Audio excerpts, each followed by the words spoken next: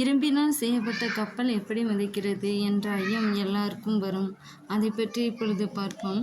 Archimedes தத்துவம்தான் கப்பல் மிதப்பதற்கு காரணமாக உள்ளது. ஒரு பொருள் தண்ணீரில் மூழ்கும் போது ஒரு மேல் நோக்கிய விசை உருவாகும். இது மூழ்கும் பொருளின் எடைக்கு சமமான நீரை இடமாற்றம் செய்யும். இரும்பு மற்றும் அனைத்து உலோகத்தின் அடர்த்தியும் நீரை விட அதிகமாக இருக்கும். அதனால் அது உடனடியாக நீரில் மூழ்கிவிடும். இரும்பை உட்குழிந்த வடிவத்தில் படகு போல உருவாக்கும் போது அது நீரில் மிதக்க ஏதுவாகிறது. ஏனெனில் உட்குழிந்த பகுதி காற்று நிரம்பி விடுவதால் அது கப்பலின் அடர்த்தியை குறைத்து விடுகிறது. எனவே அது மிதக்க ஆரம்பிக்கிறது.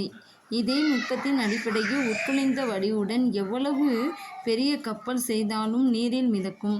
சுரங்க தொழிலாளியாகவும் பிரிட்டிஷ் பாராளுமன்ற உறுப்பினராகவும் இருந்த பிலிம்சால் என்பவர் 1876ஆம் ஆண்டு கப்பலின் அதிகபட்ச எடை அளவை குறிப்பிடும் கோடுகளை உருவாக்கினார். அதுவே பிலிம்சால் கோடுகள் என்று அழைக்கப்படுகின்றன.